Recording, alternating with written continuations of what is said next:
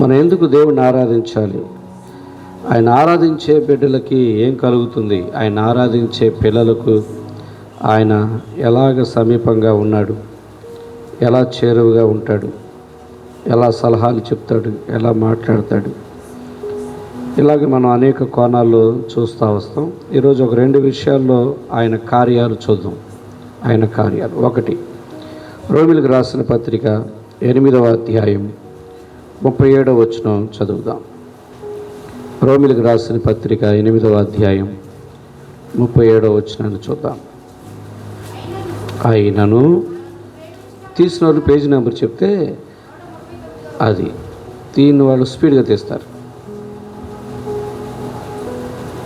Okay. అయినను మనలను ప్రేమించిన వాని ద్వారా మనము వీటన్నిటిలో అత్యధిక విజయము పొందుచున్నాము. చాలు, ఆ ఒక్క మాట చాలు, ఆ ఒక్క వచనం. అయినను మనలను ప్రేమించిన వాని ద్వారా మనం ఏం పొందుతున్నాం? అత్యధికంగా విజయం పొందుచున్నాం. పౌలు భక్తుడు రోమాలో ఉన్న సంఘానికి రాస్తూ, మనం ఈ అత్యధికమైన విజయం పొందడానికి కారణం ఏమిటయ్యా అంటే, మనలను ప్రేమించిన దేవుని ద్వారా. మనల్ని ఎవరు ప్రేమిస్తున్నారు? దేవుడిగా ప్రేమిస్తాడు. ముందు మనం ఆయన్ని ప్రేమించామా, లేకపోతే ఆయన మనల్ని ప్రేమించాడా? ఎలా చెప్పగలరు? ఎలా చెప్పగలరు? ఆయనే అన్నాడు ముందు, యోహాను సువార్త 3వ అధ్యాయం 16వ వచనంలో ఏమన్నాడు?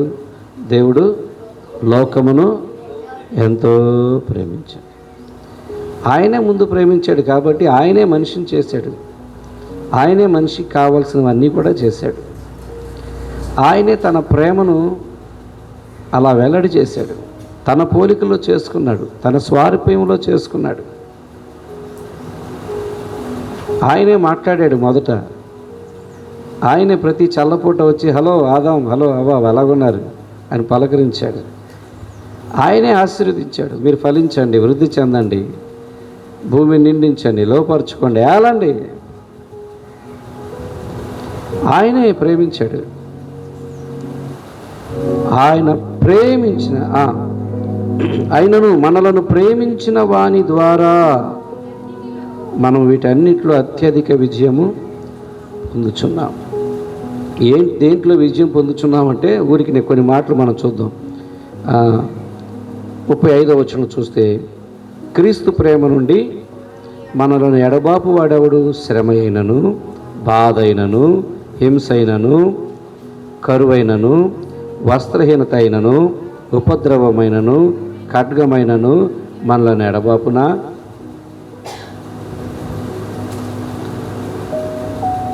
అయినను మనలను ప్రేమించిన వాని ద్వారా మనము వీటన్నిటిలో అత్యధిక విజయము పొందుచున్నాము. ఇప్పుడు ఎందులో విజయం పొందుచున్నామని చెప్తున్నాడు? చెప్పండి. శ్రమల్లో, కష్టాల్లో, బాధల్లో, ఇక్కట్లో, అన్ని విషయాల్లో మనం విజయం పొందుచున్నాం. ఇవి లోకంలో అందరికి వచ్చేవే. వాళ్ళకి వస్తుంది, మనకు వస్తుంది, అందరికీ వచ్చేది. శ్రమలు, కష్టాలు, బాధలు, ఇబ్బందులు అందరినీ అవి మనుషులందరికీ వచ్చేవే. కానీ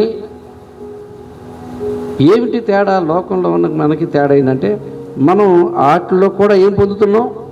విజయం పొందుతున్నాం. ధైర్యంగా ఉంటున్నాం, నిబ్బరంగా ఉంటున్నాం, బలంగా నిలబడుతున్నాం, కృంగిపోకుండా ఉంటున్నాం. మనలను బలపరచువాని అందే మనం శక్తి పొందుతూ ఉంటున్నాం.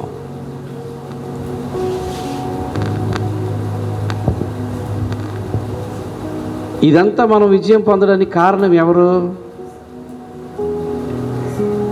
ఆయన ప్రేమ. ఆయన మనలను ప్రేమించడం ద్వారానే మనం విజయం పొందగలుగుతున్నాం. ఆయన మనల్ని ప్రేమించకపోతే,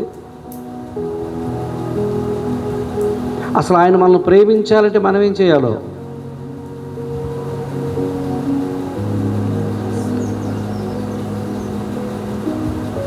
ఆయన్ని హత్తుకొని ఉండాలి మనం. ఆయనకి ఎడబాటు లేకుండా ఉండాలి, ఆయనకి లోబడి ఉండాలి, ఆయన మాట వినాలి. చాలు. ఆయన మాట వినే పిల్లలంటే ఆయనకి ఎంత ఇష్టం. మాట వినని వాళ్ళని కూడా ఆయన ప్రేమిస్తున్నాడు, కానీ వినేవాళ్ళంటే ఎంత ఇష్టం. అందుకే అన్నాడు, ఆయనను మనలను ప్రేమించే వాని ద్వారానే మనం ఇవన్నిట్లో కూడా మనం ఇప్పటికీ నిలబడగలుగుతున్నాం. రాత్రి చెప్పా మీకు చాలా విషయాలు. చాలామంది ఏమైపోయారు, నిలబడలేకపోయారు, నష్టపోయారు, కష్టాలు పడ్డారు, తిప్పలు పడ్డారు, బాధలు పడ్డారు. అందుకే బైబిల్ ఒక మాట చెప్పు, నీతిమంతుడు 7 సార్లు పడినను తిరిగి లేపుతాడు. అలా లేచాడంటే కారణం ఆయన ప్రేమే, క్షమించబడ్డాడంటే కారణం ఆయన ప్రేమే, మరలా నిలదొక్కున్నాడంటే కారణం ఆయన ప్రేమే.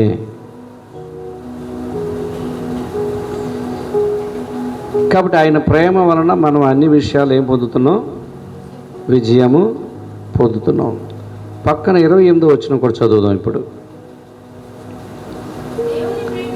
దేవుని ప్రేమించు వారికి అనగా ఆయన సంకల్పము చొప్పున పిలువబడిన వారికి మేలు కలుగుటకై సమస్తమును సమకూడి జరుగుచున్నవి. మేలు కలుగుటకై సమస్తము సమకూడి ఎవరికి జరుగుతుంది? ఎవరికి జరుగుతుంది? అక్కడ చూసి చెప్పచ్చు. నా వెనకాల స్క్రీన్ లేదు, స్క్రీన్ ఉంటే దాని మీద పడేది అక్షరాలు. ఎవరికి సమకూడి అన్ని మేలు జరుగుతున్నాయి? ఇందాక వచ్చిన మనం ఏం చదువుకున్నాం? ఎవరు ప్రేమించారు? ఆయన మనల్ని ప్రేమించాడు. ఇక ఈ వచనంలో ఎవరు ప్రేమిస్తున్నారు? మనం ఆయన్ని ప్రేమిస్తున్నాం. ఆయన మనలను ప్రేమించటం ద్వారా మనకు అన్ని విషయాలు ఏమొస్తుంది? విజయం వస్తుంది. శ్రమల్లో, కష్టాల్లో, బాధల్లో, నష్టాల్లో కృంగిపోకుండా నిలబడుతున్నాం, మరలా నిలబడుతున్నాం, నిలదొక్కున్నాం, మళ్ళా మనం ఎదుగుతున్నాం అంటే కారణం ఆయన మనలను ప్రేమించడాన్ని బట్టి. ఆయన మనలను ప్రేమించడాన్ని బట్టి మనకేమొస్తుంది? సింపుల్గా చెప్పండి. ఆయన మనలను ప్రేమించడాన్ని బట్టి మనకేమొస్తుంది? విజయం వస్తుంది. మీరు ధైర్యంగా మాట్లాడనే, భయంతో అస్సలు మాట్లాడద్దు. మాట్లాడాలి అని అనుకుంటే మాత్రం ధైర్యంగా మాట్లాడేసాను, తప్పైనా పర్వాలేదు. ఆయన మనల్ని ప్రేమించడం ద్వారా మనకేం వస్తుందంటే విజయం వస్తుంది. మనం ఆయన్ని ప్రేమించడం ద్వారా ఏమొస్తుంది? సమస్తము సమకూడి మేలు జరుగుతుంది. చప్పట్లు కొట్టండి. ఈ 2 విషయాలు గుర్తుపెట్టుకోండి చాలు. ఆయన మనల్ని ప్రేమించడం ద్వారా మనకి విజయం వస్తుంది, శ్రమలలో విజయం వస్తుంది. మనము ఆయన్ని ప్రేమించడం ద్వారా అన్నీ మనకు సమకూడి మేలులు జరుగుతాయి.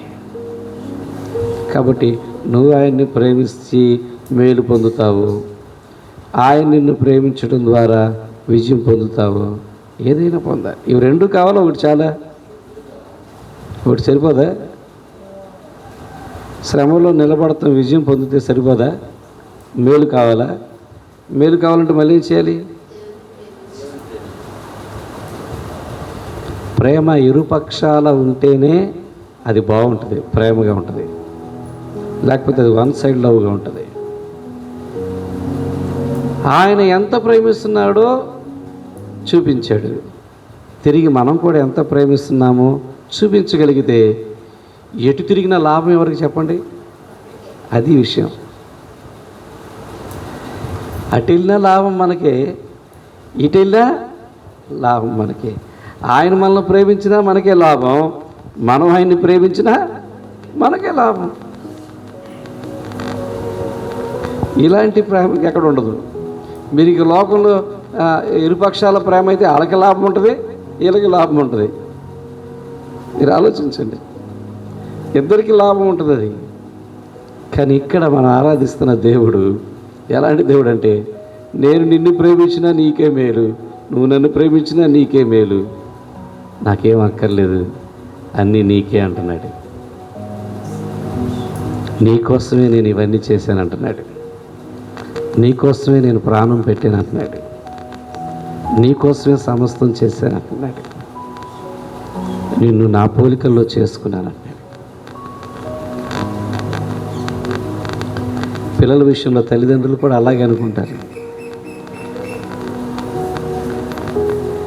ఏదైనా ఎవరికి లాభం? పిల్లల వల్ల ఎవరికి లాభం? పిల్లలు తల్లిదండ్రులను ప్రేమిస్తే పిల్లలకే లాభం. తల్లిదండ్రులు పిల్లలను ప్రేమించినా మరి మనకేంటి? మనకేంటి అన్న ప్రశ్నే మనకు రాదు. నాదే ఉంది, నాకెందుకు?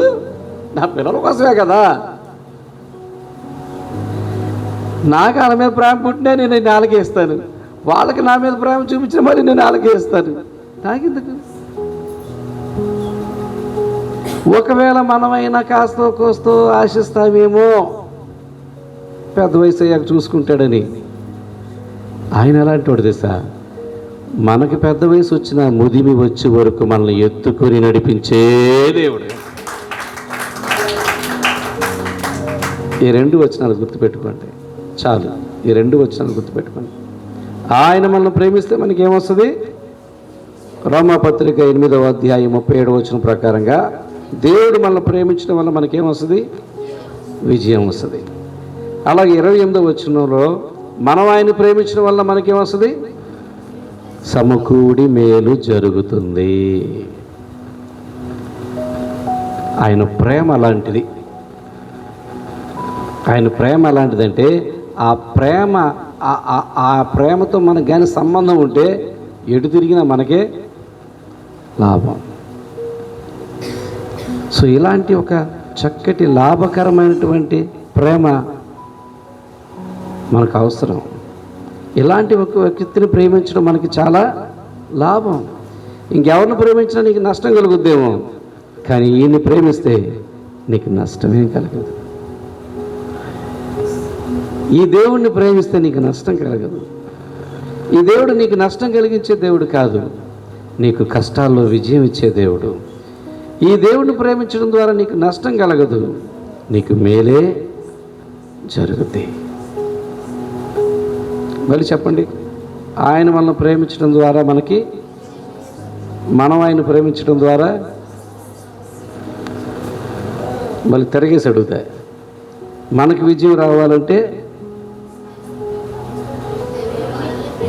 ఆయన మనల్ని ప్రేమించాలి. మనకి మేలు జరగాలంటే మనం ఆయన్ని ప్రేమించాలి. ఈ 2 మాటలు 2 కళ్ళులాగా మన హృదయంలో నిలిచిపోవునుగాక. ఇది మనసులో పెట్టుకొని, ఇదేం ప్రేమయ్యా, భలేగా ఉంది ఈ ప్రేమ, నీ ప్రేమ ఎంత బాగుంది ఏంటయ్యా, ఇలాగ ఇప్పుడు ఆలోచించలేదు. జనరల్గా 2 వ్యక్తుల మధ్య ప్రేమ అంటే ఆడికి లాభం ఈడికి లాభం ఉంటుంది. నీతో పెట్టుకుంటే ఈ ప్రేమ ఎటు తిరిగినా నాకే లాభం. ఇలాంటి ప్రేమ ఎవరు కూడా చూపలేదయ్యా. ఈ మనసుతో లేచి నిలబడి మనం ప్రభుని ఆరాధిద్దాం. నిన్ను ఎలా ప్రేమించాడు ఇప్పుడు జ్ఞాపకం చేసుకో.